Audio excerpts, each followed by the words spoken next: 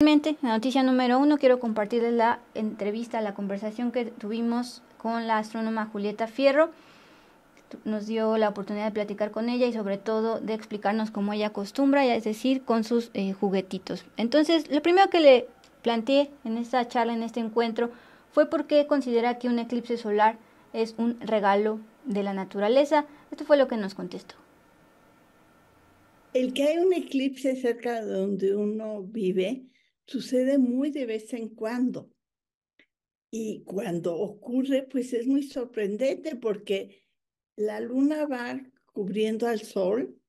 Como sabes, pues el tamaño aparente de la luna y del sol son iguales, aunque la luna cabe 400 veces en el diámetro del sol, pues lo puede cubrir, pero mientras lo está cubriendo, ni cuenta se da uno porque es tan brillante el sol. Es como un día nublado, pues no pasa nada, tú sigues viendo, pero de repente se hace de noche y se ven las estrellas. En esta ocasión se va a ver un cometa si tienes binoculares. Todo el horizonte se ilumina. Es una cosa increíble. Justo antes del eclipse se empieza a enfriar la atmósfera súbitamente. Entonces los vientos cruzados producen en el piso lo que se llaman las sombras volantes. O sea, ves en el suelo, si pones algo blanco, ondas como que avanzan en el piso. Y esto sucede pues de casualidad porque no solo la luna puede cubrir al sol, a veces la luna está más lejos y no logra cubrir totalmente al sol, como pasó el año pasado. Y es una chiripada porque, mira, el sol sale por el este y se pone por el oeste. Todos hemos visto, ¿no? Cómo se mueve en el cielo. Y la luna pues también sale por el este y se pone por el oeste. Pero sus órbitas se cruzan. Entonces, por eso no hay más que 2 eclipses al año. Y que toque donde tú vives, pues es muy, muy de vez en cuando. La sombra de la luna cuando pasa por la Tierra es bien pequeñita y por eso el eclipse se ve en muy poquitos lugares. Muy a menudo pues sucede en el mar, en el Océano Pacífico. Entonces no lo ves cerca de los polos, en lugares inhospitalarios, donde está nublado casi siempre. Bueno, durante esta más que entrevista clase de Julieta Fierro, astrónoma de la UNAM, le pregunté cómo saben los astrónomos que va a ocurrir un eclipse solar total de nuevo, como se sabe que va a ocurrir en marzo de 2052 y como se supo que iba a ocurrir hoy, 8 de abril de 2024. Esto fue lo que nos contestó. Pues como sabes que va a haber 2 eclipses al año, puedes calcular cómo se va a estar moviendo la Tierra, como la Luna y la órbita aparente del Sol, y puedes estimar dónde va a caer. Esto lo podían hacer los mayas, por eso escribieron su códice de Dresde. Este es el códice de las predicciones de los eclipses de los mayas. Ellos sabían que iba a haber 2 eclipses al año, aunque no los pudieran ver. Mira, este es el símbolo de eclipse de los mayas. Entonces, este códice predice los eclipses del futuro. No solo eso, Venus está muy cerca del Sol, entonces siempre se ve al amanecer o al atardecer. Y en ocasiones, Venus también pasa delante del Sol. Eso se llama el tránsito de Venus. Y como los mayas podían ver el sol a simple vista cuando está cerca del horizonte, porque hay mucho polvo suspendido en la atmósfera, también podían predecir los tránsitos de Venus. Predijeron el del 2009. Yo lo vi desde un camellón en la Ciudad de México. Vi cómo se veía el sol y Venus pasando adelante. Y como el sol está muy cerca del horizonte, pues lo puedes ver un ratitito. Y además estaba medio nublado, así que estuvo perfecto. Miren, el comentario de Juan Francisco, la luna está a la distancia y del tamaño exactos para cubrir al sol, en ese momento sobre todo la distancia. Es un fenómeno considerado una señal con conflicto entre los dioses para nuestras ancestrales culturas. Justamente le pregunté eso a la astrónoma Julieta Fierro, cómo percibían los eclipses en culturas como la maya o la mexica. Esto fue lo que nos planteó, nos explicó.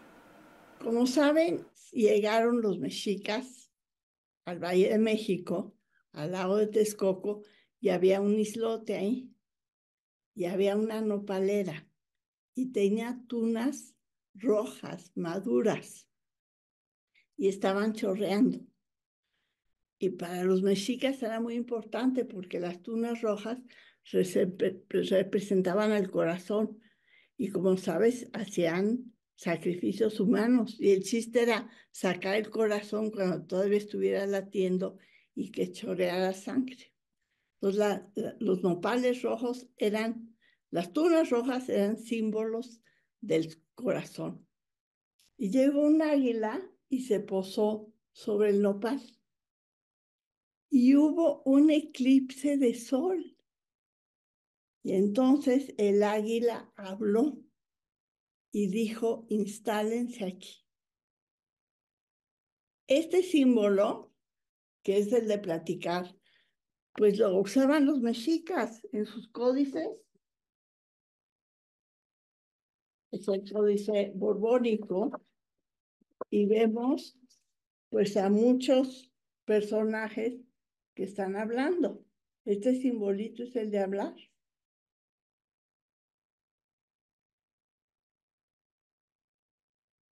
Llegaron los españoles y pensaron que era una serpiente, que el águila se estaba comiendo una serpiente.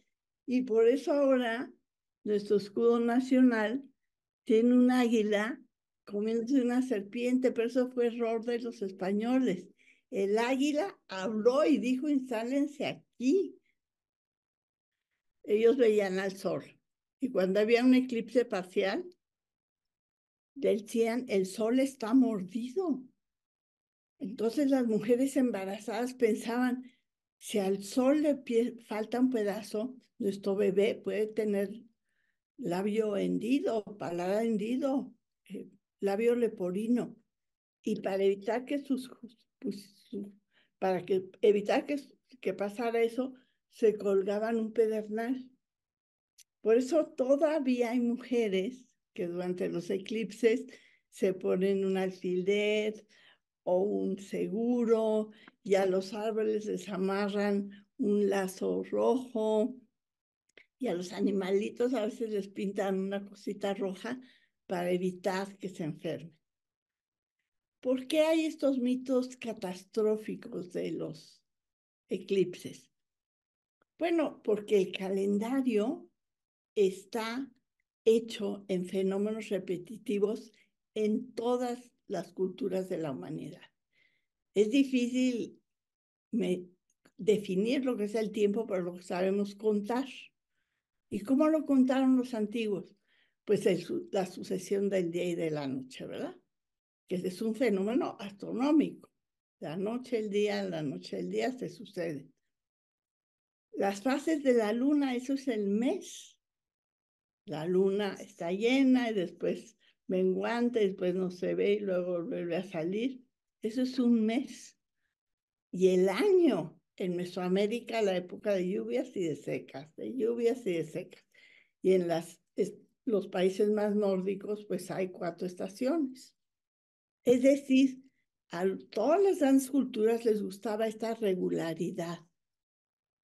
Y cuando aparecía algo diferente, un cometa, un eclipse, pues se asustaban porque sentían que se alteraban los ciclos.